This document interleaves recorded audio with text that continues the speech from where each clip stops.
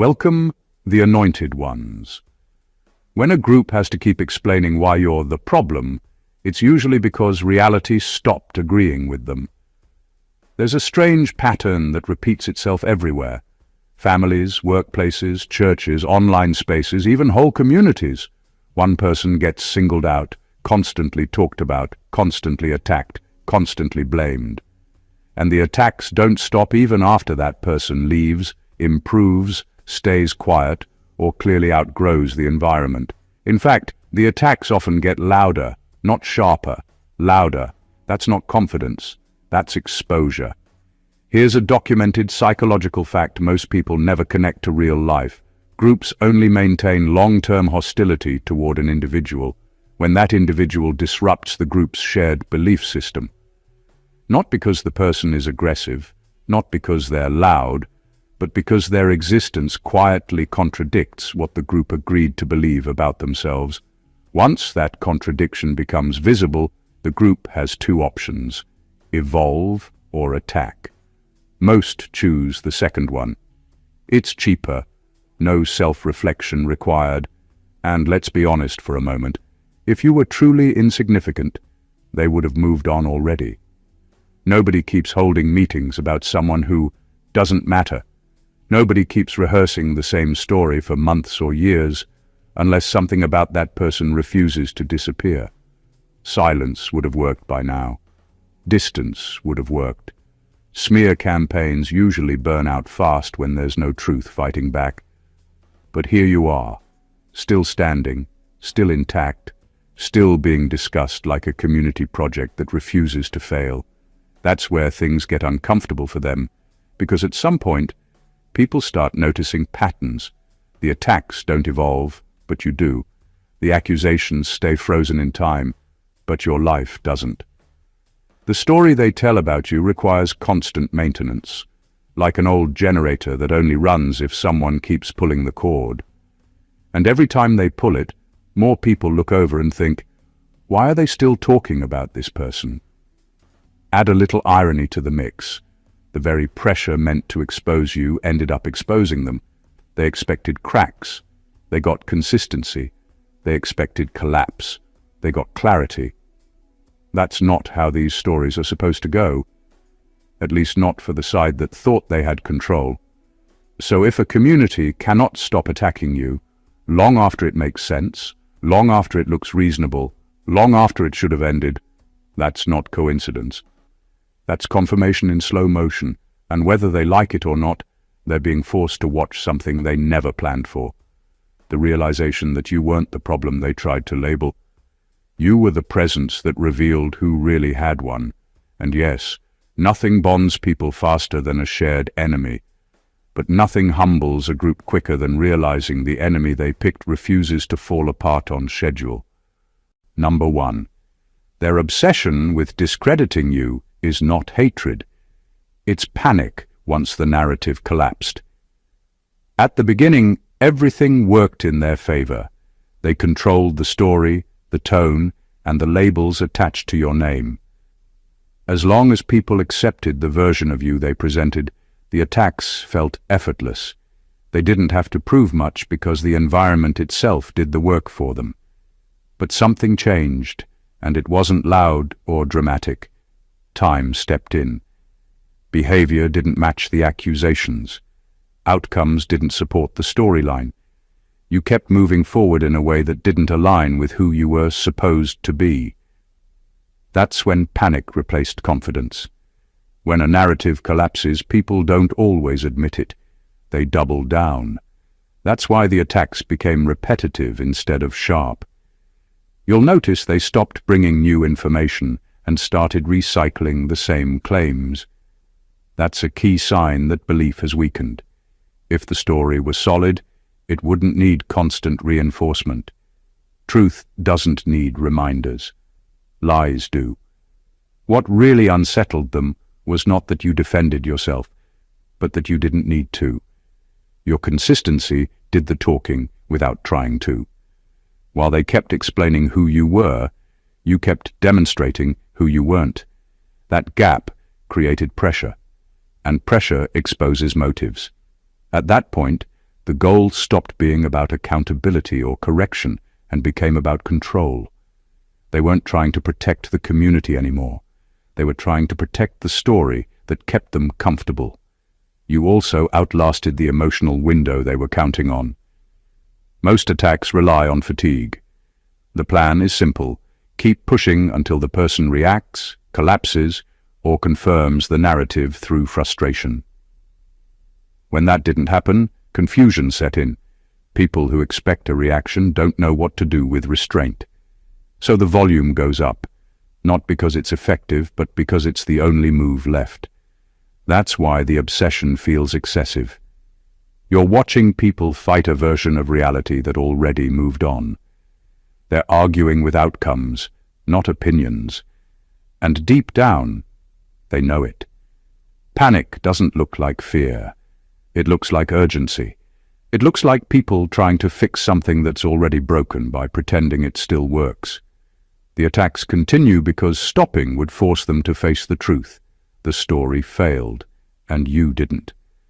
Number 2, they are being forced to witness that your endurance broke their theory about you. From the start, they weren't just watching you. They were studying you. Every reaction, every pause, every mistake was being logged in their minds. They had a theory about how you would break. Maybe you'd explode. Maybe you'd beg. Maybe you'd turn bitter, reckless, or desperate enough to prove them right. That theory wasn't random. It was carefully built from how other people behaved under pressure. You were supposed to follow the same script. Most people do. But endurance ruined the experiment. You kept showing up whole, not loud, not performative, just intact. The pressure didn't turn you into something ugly, and that unsettled them more than any argument ever could. Because once endurance enters the picture, excuses stop working. You didn't win by overpowering them. You won by outlasting the frame they tried to trap you in. What really broke their theory was time. Anyone can fake strength for a week or two. Very few can remain steady through months of being misunderstood, targeted, and discussed behind closed doors. Endurance exposes what's real, and what became clear was this. The version of you they predicted never arrived. No meltdown, no public collapse, no behavior they could point to and say, "See, this is who they really are." That forced them into an uncomfortable position.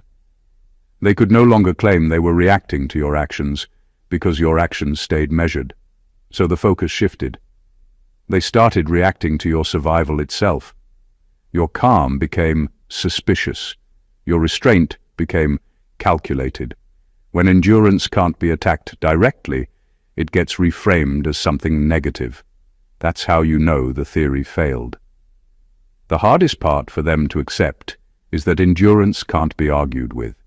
It doesn't need speeches or explanations. It simply keeps going. And the longer it goes, the weaker their conclusions look. They expected the pressure to reveal your flaws. Instead, it revealed their assumptions. You didn't prove anything by fighting back. You proved everything by not becoming what they needed you to be.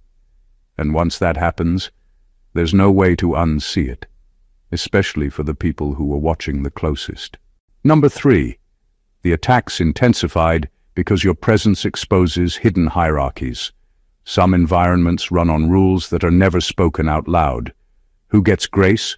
Who gets protected? Who gets questioned? Who gets ignored? As long as everyone plays their assigned role, the system feels stable. The moment you showed up fully yourself, without bending or performing, those quiet rankings started to wobble. Not because you challenged them directly, but because your presence made certain advantages visible. You didn't have to confront leadership or call anyone out. The imbalance showed itself naturally.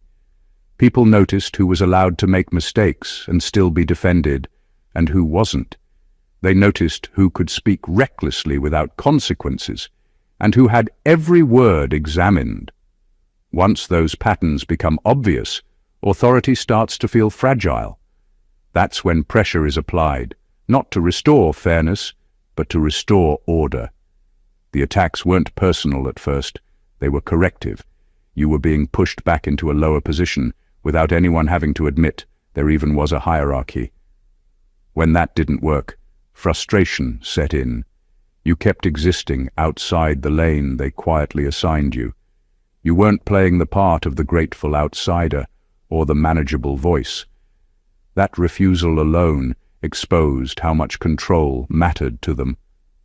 What made it worse was how others responded to you. Without meaning to, people listened. They paid attention.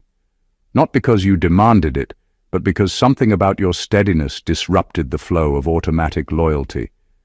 When influence forms without permission, it makes unspoken power structures nervous. Influence is supposed to be granted from the top down, not noticed organically. So the attacks escalated, not to silence you, but to warn everyone else. This is what happens when someone doesn't stay in their place. Communities protect hierarchies more fiercely than they protect truth.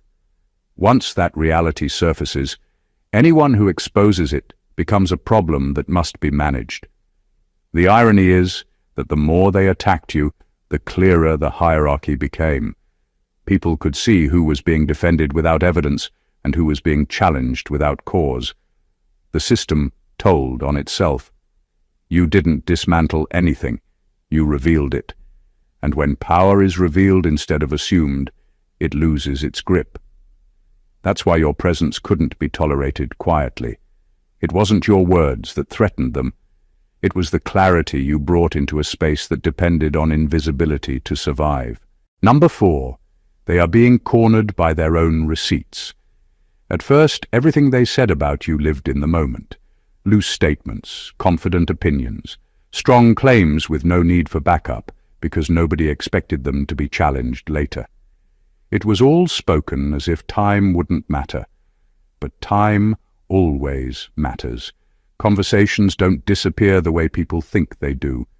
Messages get saved, reactions get remembered, patterns start forming whether anyone plans for it or not.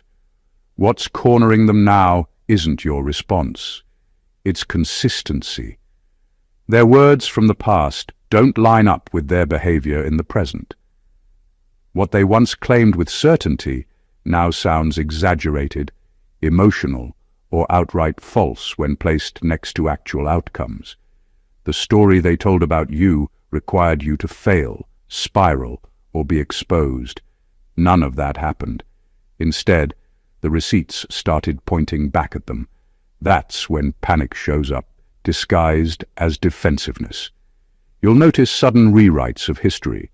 Statements like, "That's not what I meant," or "You're taking it out of context," or "Things were different back then." Those aren't explanations. They're escape routes. When people feel cornered by their own words, they don't correct themselves. They blur the record. But the clearer the trail, the harder that becomes. What makes this situation uncomfortable for them is that they can't accuse you of manipulation without highlighting their own inconsistency. They spoke freely when they thought no one would remember. Now memory has weight. Screenshots don't argue, timelines don't get emotional, patterns don't take sides. They just sit there, quietly contradicting the version of events being pushed now. And here's the part they didn't plan for. You didn't have to collect evidence aggressively. Life did it for you. When someone keeps attacking a person over time, they create documentation by default. Each repeat accusation adds another layer to the record. Each overreaction strengthens the contrast between their words and reality. Being cornered doesn't always look like guilt. Sometimes it looks like anger. Sometimes it looks like mockery. Sometimes it looks like trying to discredit the idea of evidence altogether. But beneath all of it is the same issue. The past won't stay buried. The receipts exist and they don't need interpretation. They simply show that what was said then cannot survive what's visible now. Number 5. Their unity is artificial, sustained only by a shared enemy. At first glance, the group looks organized, loyal, and coordinated. They appear to have a purpose, a cause, a rhythm that holds them together. But look closer, and it's obvious. The glue keeping them aligned isn't respect, shared vision, or integrity. It's fear of losing the story they've built around you. Their cohesion depends entirely on a single factor: someone to attack, someone to blame, someone to keep them aligned without having to confront their own flaws. You became that factor. Once you existed outside their control, everything about the group started to wobble. The conversations that once felt unified now contain cracks. People argue quietly, alliances shift, loyalties become transactional, and the group's confidence in itself begins to crumble. Without the attacks, without the shared target, they have nothing holding them together. That's why the attacks keep coming. It isn't about you anymore. It's about preserving their fragile structure. The irony is brutal. While they thought the attacks would diminish your presence, the opposite happened. Each effort to control or discredit you exposed the hollow nature of their cohesion. Their supposed strength depended on your perceived weakness. And as your presence continues to defy the narrative, they're forced to confront a reality they cannot fix. They are only unified because of you, not in spite of themselves. You didn't create this tension. You just existed. By remaining steady, consistent, and unshakable, you revealed the invisible fault lines. Their friendships, their hierarchies, their supposed loyalty, all of it depends on a villain to maintain.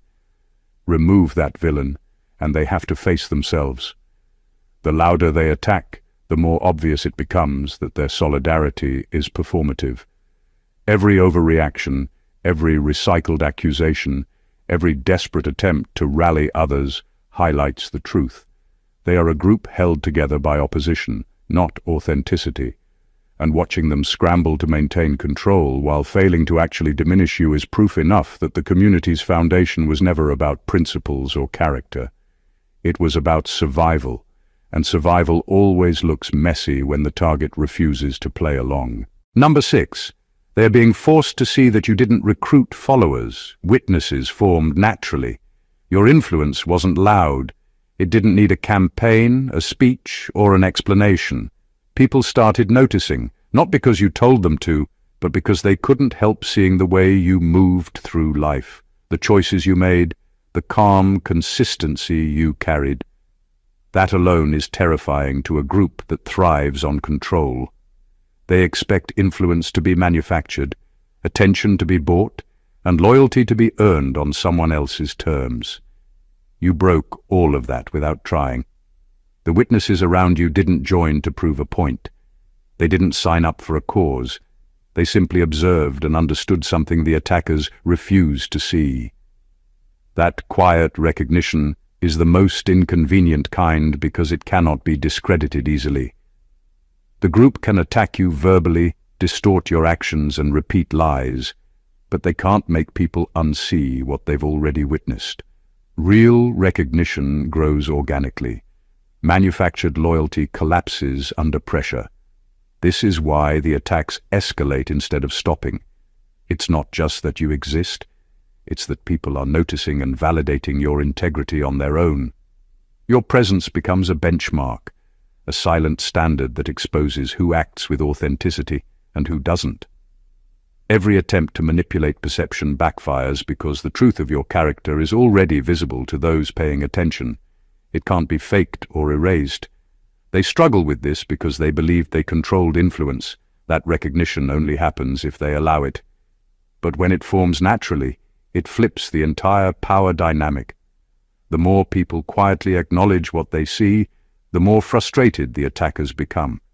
Every attack is a failed attempt to rewrite reality.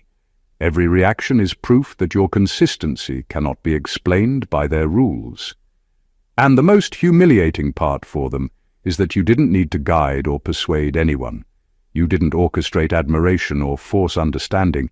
It formed because of who you are, not who they hoped you'd be. That realization, that your presence alone created a following without effort, forces them to confront the one truth they cannot argue. You are recognized because you earned it effortlessly, and nothing they do can change that. Number 7. The attacks reveal that they studied you more than they ever studied themselves. When a community obsesses over someone, it's rarely about curiosity. It's about control. They catalog your habits, analyze your words, scrutinize your decisions, and memorize your patterns, thinking that if they know you completely, they can predict and manipulate you. They dedicate time, energy, and mental bandwidth to dissecting every move you make, all while conveniently ignoring the glaring contradictions in their own behavior. The irony is brutal. They understand you better than they understand themselves, and that imbalance is what fuels their frustration. Their attacks become frantic because deep down, they know you're untouchable in the ways that matter. They've studied you enough to realize that evidence, truth, and consistency are on your side, but they haven't studied themselves enough to adjust. Every accusation, insult, or rumor they throw is a reflection of their assumptions, not reality. By focusing so much on you, they've trapped themselves in a loop of comparison, constantly measuring their perception against your actual presence, and constantly failing to reconcile the two. This over-analysis also exposes their weakness. The more they monitor, the more obvious their obsession becomes. They try to predict your reactions, but the truth is, you rarely react the way they anticipate, and that unpredictability shakes the entire foundation they rely on. They expect control because they studied patterns, but studying someone doesn't equate to understanding them, and that's the gap that kills their confidence. Meanwhile, they remain blind to their own hypocrisy. They haven't examined their motives, their insecurities, or their flaws with the same intensity they use on you. Their mental energy is consumed by trying to prove you wrong, while the evidence of their own contradictions piles up silently. What the attacks reveal most clearly is this: the obsession isn't about you being a threat. It's about them confronting the fact that they've invested more effort into dissecting your life than understanding their own. That realization is terrifying for them, because it means all their strategies, all their narratives, and all their supposed superiority crumble when placed against the simple fact that they are acting out of fixation, not wisdom. And the more they attack, the more obvious it becomes that they are struggling with themselves, not with you. Number 8. They are being forced to admit you outgrew the role they assigned you. From the very beginning, they imagined you fitting into a carefully constructed box. They decided how you should behave, how far you could rise, how much influence you could wield, and what failures would make you human enough for their comfort. Every boundary they drew was meant to keep you predictable, contained, and manageable. But you didn't stay inside that box. You grew beyond it in ways they could neither anticipate nor control. Your growth isn't flashy or performative. It's steady, undeniable, and natural. Every achievement, every calm response, every quiet display of integrity slowly dismantled the expectations they held. And that's what makes them furious. They didn't just want you limited, they wanted to define your limits. By refusing to conform, you forced them into a moment of brutal honesty. The narrative they had written about you no longer applied. The role they assigned didn't exist anymore. This revelation is unbearable for a group that thrives on certainty. Their attacks intensify, not because they're exposing flaws in you, but because they're trying desperately to pull you back into the framework they created. Every insult, every rumor, every attempt at manipulation is a signal that they are wrestling with the truth. They are powerless to dictate your trajectory. They expected compliance, but instead they were confronted with independence, the kind of independence that highlights their own dependency on control. Outgrowing the role also exposes their assumptions to anyone paying attention. Observers see the contrast between what they tried to enforce and who you actually are. It's impossible to hide when someone consistently surpasses expectations, refuses to be constrained, and operates from a place of authenticity. That visibility amplifies the frustration, because the evidence is obvious to everyone, including themselves. Ultimately, you didn't just outgrow a role, you outgrew their capacity to understand you. And when people are forced to admit that someone has moved beyond the limitations they imposed, it is disorienting, humiliating, and infuriating all at once. Your growth became undeniable proof that control never belonged to them, and that realization is something they will resist admitting for as long as they can. Number 9. The attacks are attempts to provoke a version of you that no longer exists. The people attacking you aren't just responding to who you are now. They're reacting to who they thought you would be, or who they hoped you would become under pressure. They've built a mental version of you, one that would crumble, panic, lash out, or confirm every accusation they've ever made.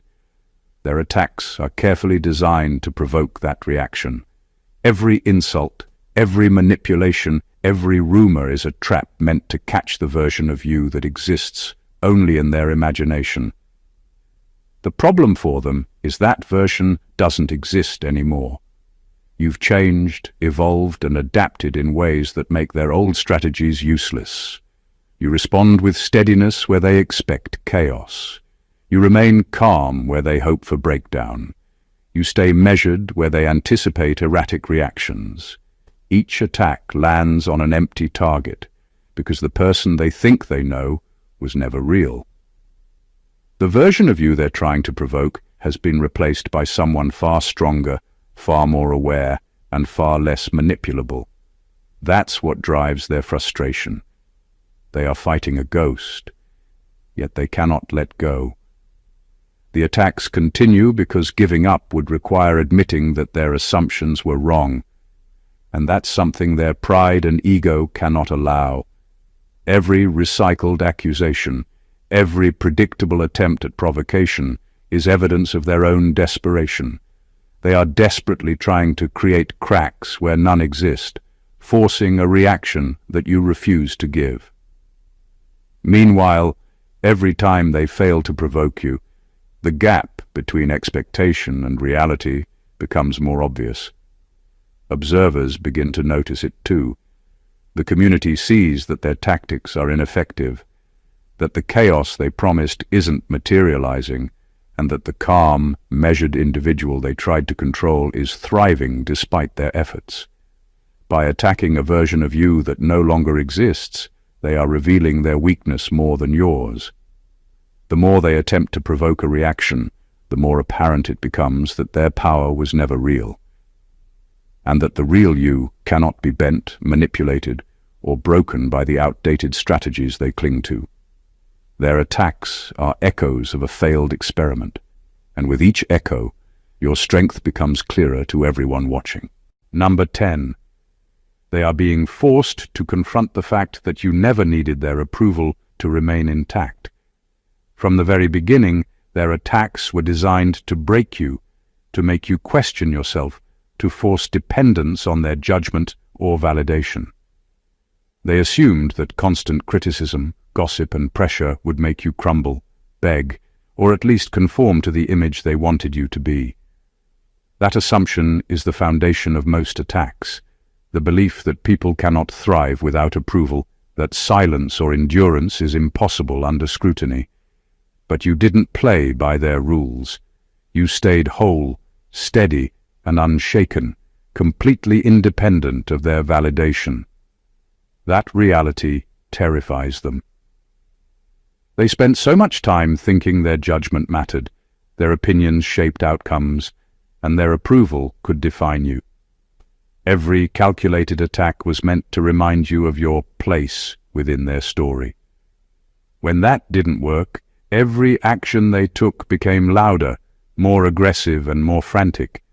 The louder they screamed, the clearer it became that your stability never depended on them. They weren't confronting weakness. They were confronting autonomy, and it's impossible to bully someone who doesn't need you to survive. The frustration shows itself in how predictable and repetitive their attacks become. When someone depends on your approval, a single attack is enough. But when someone doesn't, every tactic fails, forcing them to recycle the same strategies, hoping one will stick. Their obsession grows because they are witnessing something they cannot control. A person thriving without ever needing permission or consent from the very voices trying to tear them down.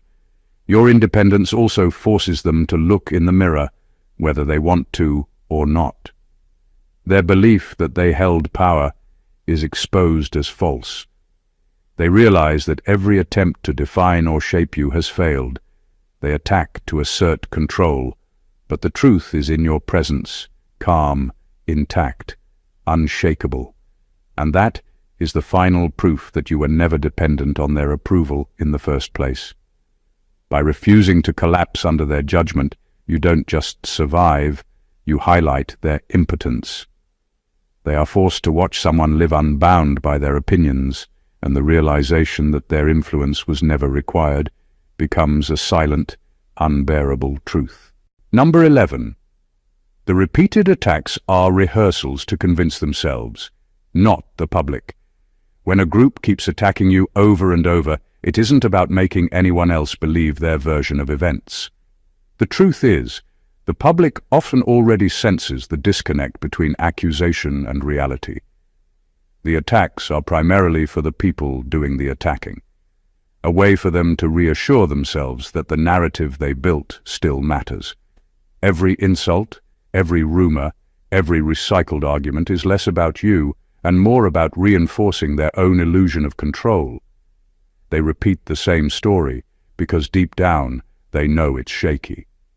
If it was solid, there would be no need to go over it again and again. The constant repetition is a psychological rehearsal, a desperate attempt to convince themselves that the truth still aligns with their perception. Each cycle of attack is meant to overwrite doubt that has already started creeping in. They want to silence their own guilt, their own fear, and the creeping realization that you have survived their tactics unscathed. What makes this even more revealing is how obvious it becomes to everyone observing. When attacks are genuine and rational, they evolve, they adapt, they provide new evidence or shift focus based on circumstances. But repeated attacks that never change indicate panic and insecurity. They are rehearsing a version of reality that exists only in their heads, trying to manufacture certainty where there is none. Meanwhile, you remain unaffected. You don't play along. You don't mirror their fear or aggression. You simply exist consistently, refusing to validate their false narratives. And that's what makes the repetition so humiliating for them. Every new attack is an admission that the old ones didn't work, that their assumptions failed, and that the reality they refuse to face continues to unfold without them having any power over it. Ultimately, the repeated attacks reveal more about the attackers than the attacked. They are a confession in motion, a loop of insecurity trying to convince itself that it is still right. And as long as you remain steady, the rehearsals expose their fragility, proving that the only person they're trying to control is their own failing perception, and they're losing. Number 12. They are being forced to witness that the environment poisoned others, but not you. Most communities, groups, or networks have a way of shaping people without them noticing. Gossip, manipulation, favoritism, subtle pressure. It all seeps in quietly, molding behavior, bending morals, and exposing weaknesses over time. The people attacking you assumed you would succumb like everyone else. They expected the environment to leave its mark on you, to chip away at your composure, your integrity, your confidence, until you became just another product of the system they controlled. What they didn't account for is that you absorbed nothing toxic from their environment. Every attempt to taint you, confuse you, or manipulate you failed.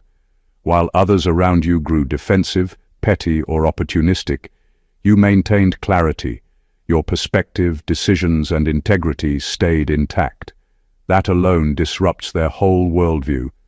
They expect conformity because conformity is easier for them to measure, control, and predict. When it doesn't happen, they're forced to confront an uncomfortable truth. Their power isn't universal, and their influence isn't absolute. Watching you thrive under the same pressure that bent everyone else is deeply humiliating for them. Every outburst, every attack, every rumor now feels like proof that their system didn't work the way they thought it would. They are forced to see the contrast. The environment they used to shape and control people, which succeeded with almost everyone, somehow failed with you. And that failure isn't yours. It's theirs. It exposes how much they relied on control rather than merit, influence rather than resilience. The irony is that they are still trying to change the narrative, still attempting to make you look compromised, still attacking the one person who escaped the very trap they designed. The harder they try, the more obvious it becomes to everyone observing. Their efforts to taint your reputation now highlight your strength and independence. You didn't just survive their toxicity. You exposed its selective impact, showing that no matter how carefully they try to manipulate a system, someone rooted in truth cannot be reshaped. And that is the core of their panic. You became a living contradiction, proof that their influence has limits, and that the environment they trusted to mold everyone else could not touch you. Number 13. Their inability to replace you exposed your irreplaceability. The people attacking you assumed that if they removed you, someone else could step in and fill the gap. They expected the void to be easily occupied, that the role, influence, or presence you carried could simply be replicated by another face, another voice, another personality. That assumption quickly revealed itself as false. Every attempt to replace you failed, and with every failure, your unique position became undeniable. It isn't about being liked, popular, or loud. It's about the consistency, the integrity, and the unshakable presence you brought that no one else could reproduce. Others could mimic actions or words, but the effect, the gravity of your character, the quiet command of attention and respect, could not be imitated. That realization shook the very foundations of those who attacked you, because it proved that their strategy wasn't just flawed, it was irrelevant. They weren't dealing with a replaceable part in a system. They were dealing with someone singular, someone essential. Every failed replacement made them more frantic. Each time they tried to insert a substitute, it became obvious not just to them, but to everyone watching that what you brought to the table couldn't be duplicated. That failure exposes their reliance on structure and hierarchy rather than genuine understanding or talent. Their plan always relied on the assumption that control could be restored by swapping out a person. You shattered that assumption simply by existing in a way that no one else could match. The irony is sharp. The harder they try to discredit you, the more visible your irreplaceability becomes. They thought they could erase or weaken your presence, but their actions only highlight the gap you occupy. Observers can see the difference. The contrast between you and those who attempted to take your place underscores what they can't control: your authenticity, your consistency, and the effect you naturally have on the environment. In the end, their attacks became proof of your singularity. Every failed attempt to replace you revealed the truth they never wanted to admit. You weren't just another member of the system they thought they controlled. You were the one they couldn't duplicate, the one they couldn't contain, and the one whose absence or misrepresentation exposed their impotence. Your irreplaceability wasn't just apparent. It was unavoidable, and that truth haunts every move they make against you. Number 14. They are being forced to accept that the attack season ended in your confirmation, not your destruction. All the attacks, all the plotting, all the endless attempts to discredit you were supposed to have an ending, one that benefited them, one that confirmed their narrative, one that made you collapse under pressure.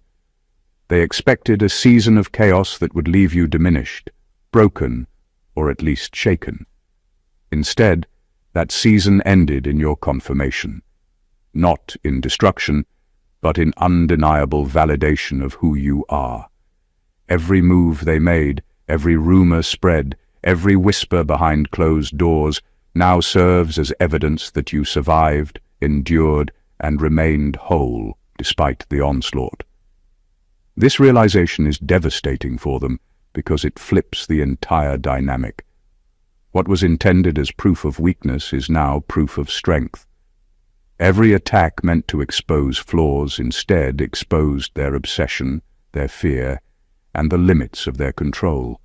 The narrative they worked to construct collapsed under the weight of your consistency, your restraint, and the simple fact that you refused to play by their rules. In trying to break you, they unintentionally documented your integrity, showing anyone paying attention that the accusations were hollow and the attacks were desperate. The confirmation isn't flashy. It isn't loud or performative. It's steady, undeniable, and lived quietly over time. Your actions, your calm, and your continued presence in the face of repeated attacks created a record they cannot erase. Every observer can see it. The community may still argue, the attackers may still insist, but reality refuses to bend.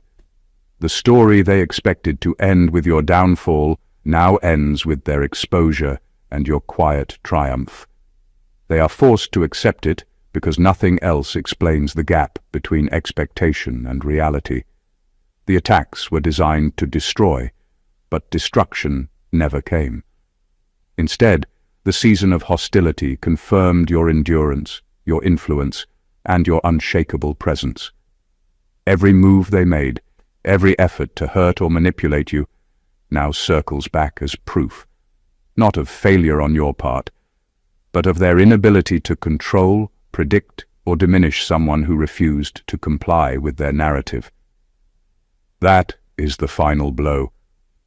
Realizing the campaign meant to erase you became the confirmation that set you apart. Conclusion. The truth is simple but unsettling. The more a community attacks you, the more obvious it becomes that their efforts say less about you and more about them. Every insult, every rumor, every repeated accusation is a reflection of their fear, their need for control, and their failure to understand a person who refuses to conform to their narrative. You were never just a target. You were a mirror, a disruptor, a living contradiction to the assumptions they held about power, influence, and obedience. They expected to see cracks, weakness, and compromise. Instead, they witnessed endurance, clarity, and integrity. Their attacks weren't successful because you didn't play the part they assigned. You became the proof that their strategies, their hierarchies, and their narratives could not contain someone who operates from truth. Across every attempt to discredit you, one thing became undeniable. Your presence changes the game. It forces people to confront their own hypocrisy, exposes artificial unity, and reveals their obsession with control. You didn't just survive their campaigns, you thrived despite them. Each attack intended to break you ended up documenting your strength. Each effort to provoke a reaction highlighted your restraint. Each attempt to replace or diminish you emphasized your irreplaceable role.